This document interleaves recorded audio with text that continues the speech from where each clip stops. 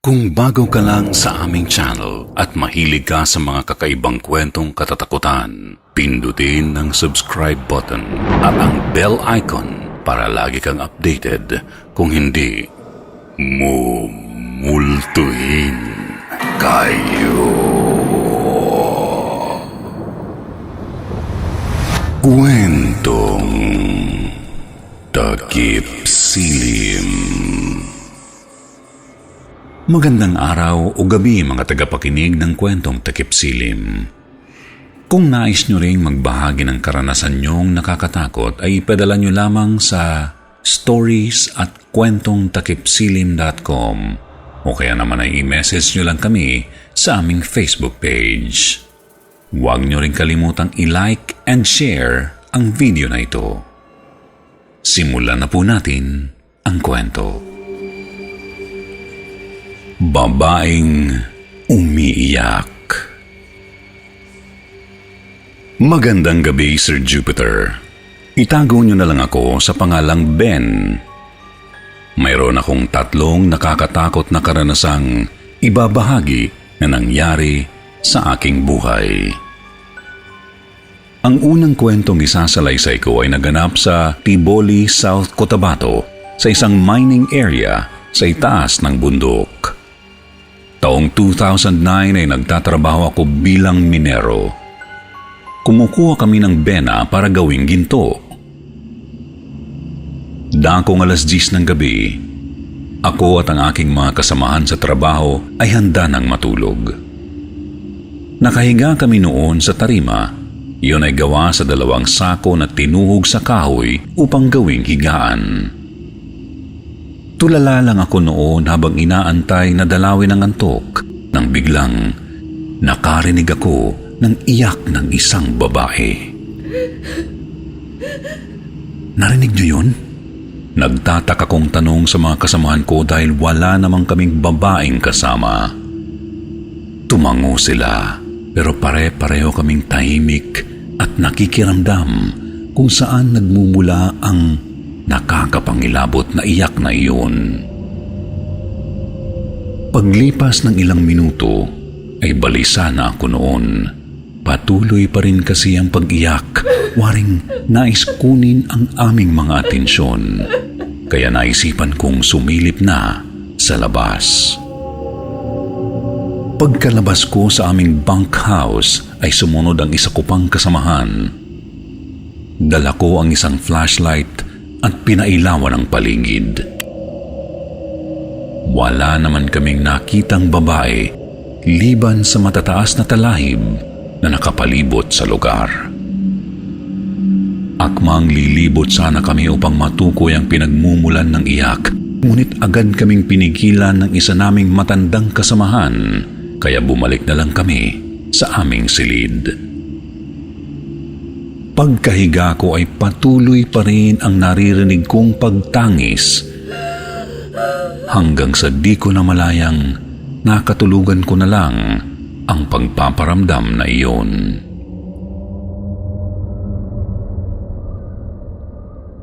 Isang araw bigla na lang kami nawala ng tubig sa bunkhouse namin, kaya inatasan akong linisin ang filter ng tubo. Baka kasi may nakabara. Kinailangan kong umakyat sa pinakatuktok ng bundok dahil naroon ang pipe na nakakonekta sa aming inumin papunta sa bunkhouse. Napakatahimik na doon.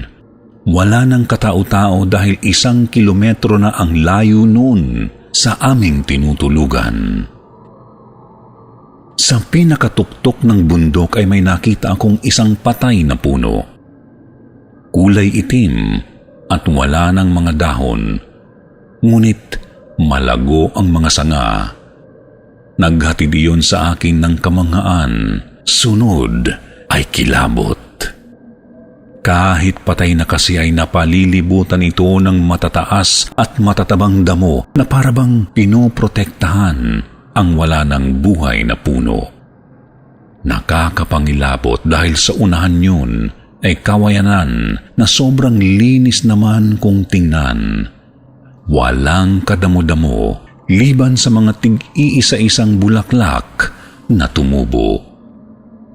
Kahit takot ako ay wala naman akong magawa kundi sundin ang pinag-uutos sa akin.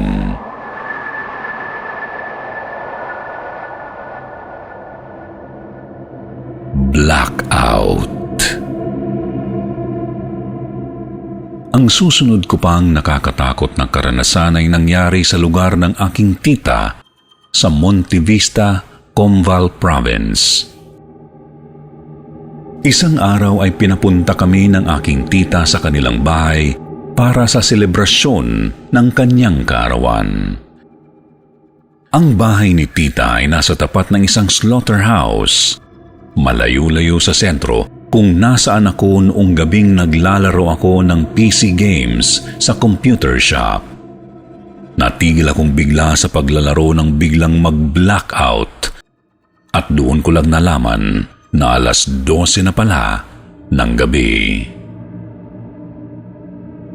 Nag-alala ako dahil wala nang habal-habal na masasakyan ng ganoong oras pabalik sa bahay ng aking tita at kung maglalakad ako ay aabutin ng 30 minuto. Pero ang inaalala ko talaga ay kailangan kong daanan ang isang punerarya sa napakadilim na gabi gawa ng blackout. Habang naglalakad ako, tanda ko pang napakalaki ng buwan ng gabing iyon, kaya kahit papaano ay bahagyang nakikita ko pa rin ang aking dinaraanan. Nakahinga ako ng maluwag nang malampasan ko na ang punerarya at kasalukuyang nasa tapat ng isang basketball court. Ilang saglit lang ay naaninagan ko ang isang babae. Nakatayo sa gilid ng kalsada malapit sa malaking puno ng rambutan. Tumindig kaagad ang balahibo ko dahil nakapagtatakang may babaeng nag-iisa roon ng ganoong oras. Dire-diretso lang ako sa paglalakad. Paano'y yun lang ang daan pabalik kila tita. Titig na titig ako sa babae habang papalapit sa kanya. Sa isip-isip ko ay kung yun ba ay isang white lady, hindi kasi siya gumagalaw. Wala rin siyang imik at nakatunganga lang. Noong makalapit na ako sa kanya, kahit kinakabahan ako, ay sinubukan kong makita ang mukha niya. Ngunit hindi ko maaninagan dahil sa dilim. Ang napansin ko lang ay may katandaan na ang kanyang katawan at payat. Hanggang balikat ang buhok. Ang pangitaas niya ay kulay puti at nakapalda na kulay itim. Hanggang sa malampasan ko siya ay hindi pa rin gumagalaw. Agad ko siyang nilingon dahil sa takot ko na baka habulin ako o ano. Pero nandoon pa rin siya, nakatayo lang ng tahimik. Kasunod noon ay bigla na lamang ako nakarinig ng malalakas na ingay ng mga ibong nagmumula sa puno ng rambutan. Humuhuni sila ng sabay-sabay na parang nabulabog, kaya mas lalo ko pang binilisan ang paglakad ko habang mayat mayang paglingon ko sa babae. Naibsan ang kaba ko nang matanaw ko ang slaughterhouse. Gusto ko na sanang tumakbo, kaso maraming aso ang nandoon at baka habulin ako, kaya pumulot ako ng malaking bato dahil sa umaangil ang mga iyon sa pagdaan ko. Nakauwi naman ako ng ligtas at kinaumagahan ay doon ko na kinuwento kina tita at sa lahat ang tungkol sa nakita kong babae sa daan. Yabag sa dilim. Taong 2007, nagtatrabaho ako noon bilang room attendant sa isang hotel sa Davao City. 11:00 na ng gabi. May guest na nanghingi ng pitsil na may tubig.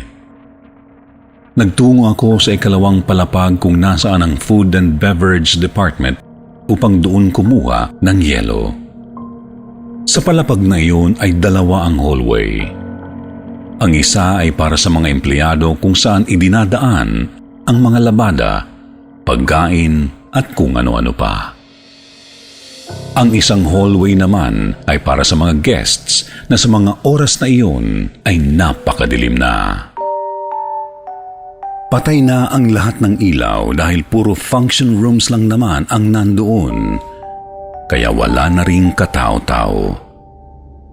Nakakatakot dumaan doon dahil noong minsan napadaan ako roon ng gabing wala ng ilaw, ay mistula akong bulag na kinakapakapa ang pader hanggang sa narating ko ang elevator.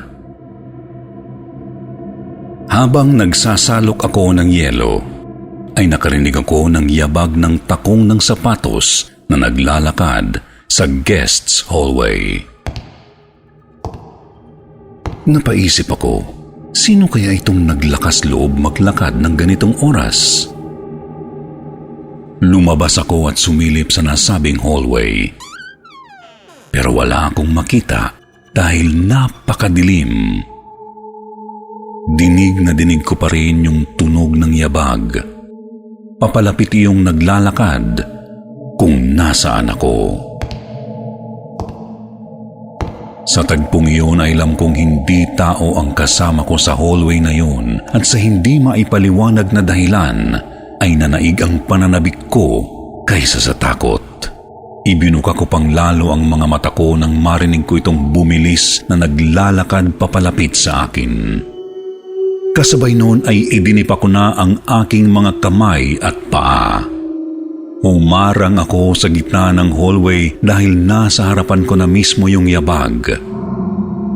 Sa isipan ko kasi ay gusto kong makakita at mapatunayang totoo ang mga elemento. Ngunit bigla na lang lumusot sa katawan ko ang yabag. Ni wala man lang ako naramdamang hangin o ano, dinaanan lang ako dahil sa likuran ko na siya naririnig, papalayo. Ang ginawa ko ay hinabol ko iyon hanggang sa marating ko ang elevator, ay nawala na lang bigla ang tunog ng yabag. Sir Jupiter, napatunayan ko na hindi lang tayong mga tao ang narito dito sa mundo. Hanggang dito na lang ang aking kwento. Maraming salamat at magandang gabi.